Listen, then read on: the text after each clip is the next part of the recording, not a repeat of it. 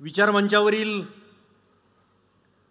निष्ठावंत शिवसैनिक खासदार राजन विचारे साहेब, मी ज्यांचा फॅन आहे जबरदस्त, असे जबरदस्त वक्ते, एक रांगडा रुबाबदार माणूस ज्यांना मला ऐकायचं आहे असे भास्करराव जाधव, ज्यांच्या रक्तात काँग्रेस आहे आणि गांधी विचार आहे असे भाई जगताप साहेब, सगळे विचारमंचावर बसलेल्या प्रत्येकाचं मी नाव घेत नाही, फक्त एवढंच म्हणेन की जर आपल्या विरोधात जर गद्दार असतील तर इथं सगळे बसलेले खुद्दार आहेत. आणि जमलेल्या भावांनो, माता भगिनींनो, तुम्हाला माझा मानाचा मुजरा. बऱ्याच जणांना वाटतं एखादा नट ज्यावेळी राजकीय मंचावर उभा राहतो तेव्हा, मी जेव्हा शिवबंधन बांधून घेतलं, शिवसेनेत आलो, तेव्हा बऱ्याच जणांना प्रश्न पडला होता की का आला असेल. मी एक थोडक्यात सांगतो, बाकी माझं भाषण सुरू करायच्या आधी, मला कुठलीही राजकीय महत्वाकांक्षा नाही, मला कुठलं पद नकोय. मला शिवसेना प्रमुख उद्धवसाहेब ठाकरे जे काही जबाबदारी सोपवतील ती मी निष्ठेनं करेन. मला कुठलंही पद नकोय. फक्त झालंय काय की आत्ताची जी परिस्थिती आहे भोवतालची, त्या परिस्थितीमुळे एक संवेदनशील अभिनेता किंवा संवेदनशील माणूस म्हणून मी अस्वस्थ आहे. आणि म्हणजे तुकोबाराया जसं म्हणतात, बुडता हे जन न देखवे डोळा, येतो कळवळा म्हणून. माझे सर्वसामान्य गोरगरीब कष्टकरी शेतकरी बुडतायत ते मला बघवत नाही, म्हणून मला त्यांचा कळवळा आलाय. आणि ही व्यवस्था बदलण्याच्या कामात माझा खारीचा वाटा असावा म्हणून मी ओरिजिनल शिवसेनेत प्रवेश केला. आता नमनाला घडाभर तेल जाळत नाही, मी थेट मुद्द्यावर येतो. महत्वाची गोष्ट सांगतो, आत्ताची लोकसभा निवडणूक हा आपला दुसरा स्वातंत्र्य लढा आहे. पुन्हा एकदा सांगतो, दुसरा स्वातंत्र्य लढा आहे. तब्बल 150 वर्ष आपल्या पूर्वजांनी रक्त घाम गाळला, प्राणांची आहुती दिली, तेव्हा कुठे या देशात लोकशाही आली, लोकांचं राज्य आलं. आणि या नालायक कारस्थानांना आपण 10 वर्ष सत्ता दिली, 10 वर्षात त्यांनी लोकशाही मातीत घातली. आपण गुलामगिरीच्या जोखडात पुन्हा एकदा अडकलोय.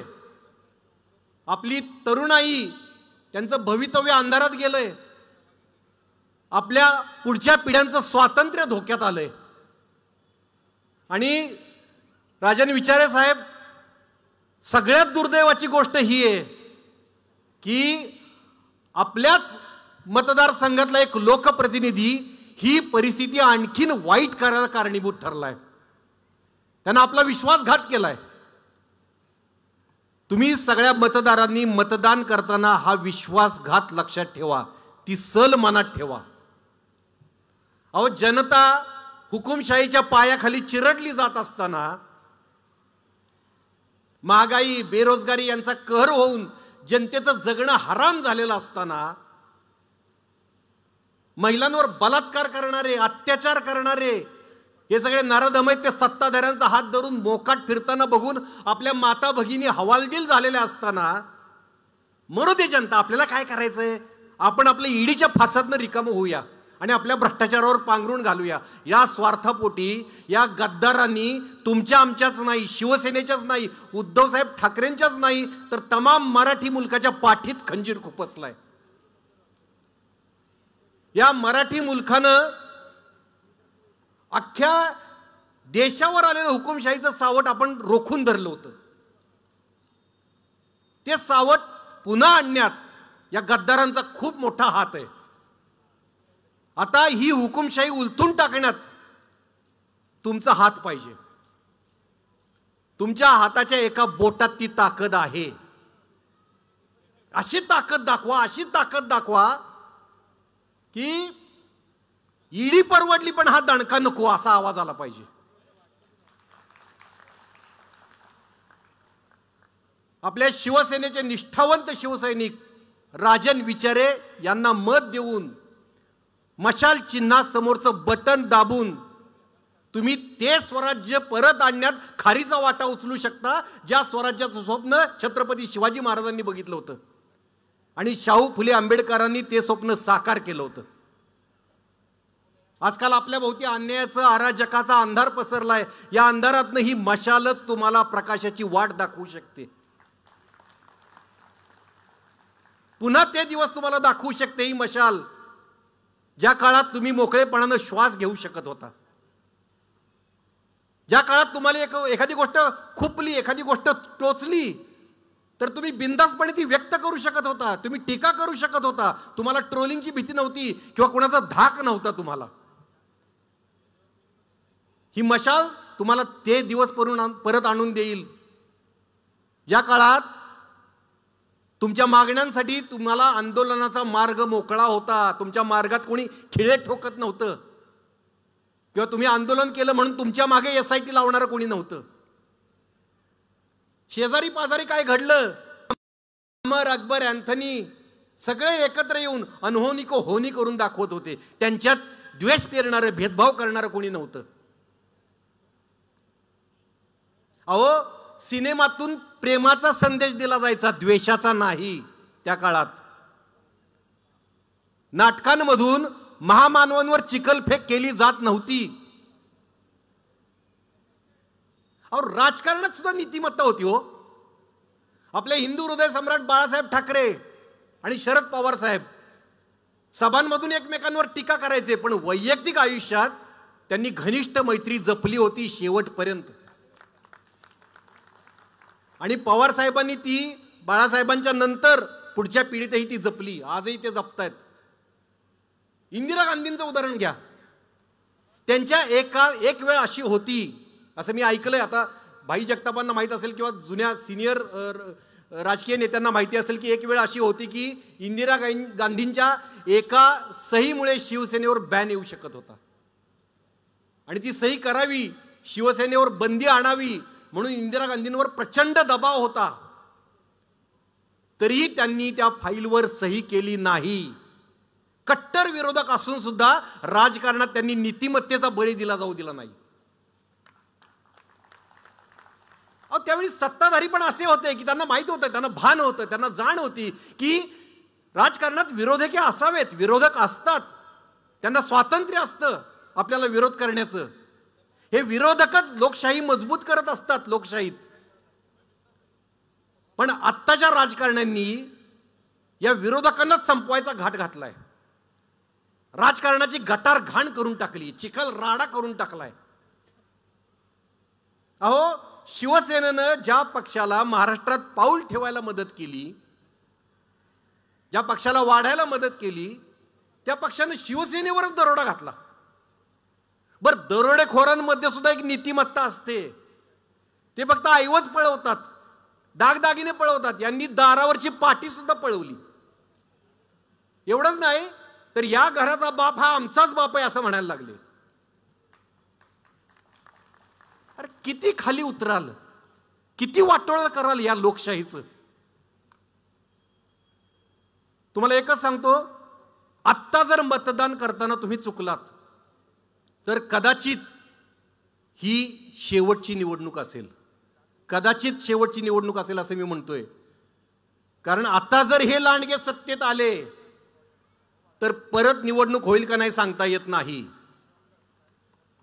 मुंबईच्या नरडीला नख लागलंय. मुंबई गुजरात्यांच्या घशात चालली आहे.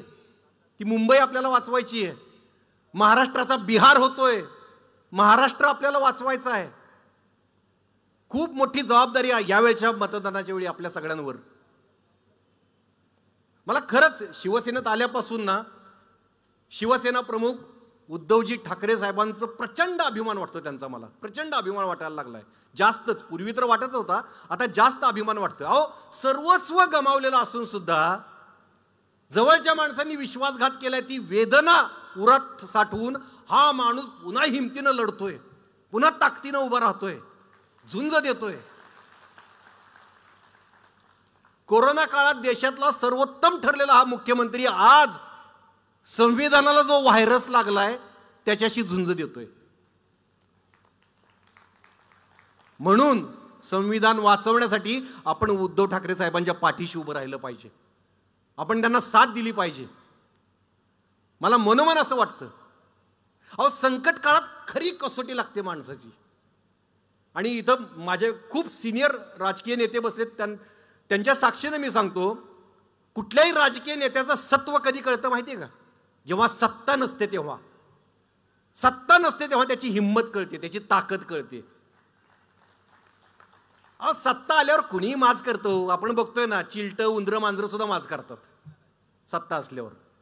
सत्ता नसल्यावर जो टिकतो, हिमतीनं उभा राहतो, आपल्या उद्धवसाहेब ठाकरेंसारखा. असा ठाकरी बाणा ताट कणा असे असलेले आपले शिवसेना प्रमुख कुठे, आणि भाजपच्या तालावर नाचणारे डुप्लिकेट शिवसेना प्रमुख कुठे? काय बरोबरी तरी होऊ शकते का? त्यांच्या पुढचा माईक काढून घेतला तरी त्यांना काय वाटत नाही. त्यांनी काय बोलायचं हे चिठ्ठी देऊन सांगायला लागतं. मध्ये तर मला एकदम डोकं फिरलं होतं, सगळ्यांचं डोकं फिरलं होतं. सगळा महाराष्ट्र पेटला होता. लाखो मराठे रस्त्यावर उतरले होते, वातावरण गंभीर होतं. पत्रकार परिषदेला हे चाललेत आणि काय म्हणाले, आपण आपलं बोलायचं, मोकळं व्हायचं, निघून जायचं.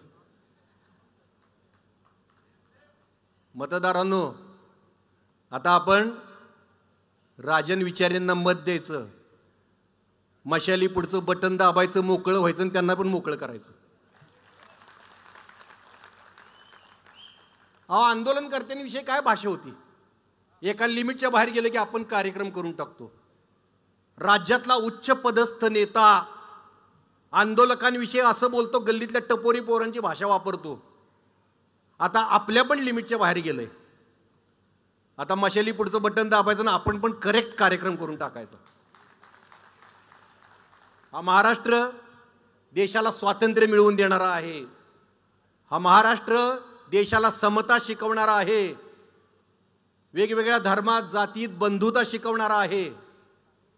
हा महाराष्ट्र धर्माधर्मात फूट पाडत नाही, माणसा माणसात भिंती उभा करत नाही. हे दाखवून द्यायची ही वेळ आलेली आहे. शेवटी जाता जाता राहत इंदोरींचा एक शेर ऐकवतो, जो आज साहिबे मसनद है कल नहीं होंगे. साहिबे मसनद म्हणजे सत्ताधारी. जो आज साहिबे मसनद है कल नहीं होंगे. किराएदार है, जाती मकान थोड़ी है. और सभी का खून शामिल है यहां की मिट्टी में. सभी का खून शामिल है यहां की मिट्टी में. किसी के बाप का हिंदुस्तान थोड़ी है.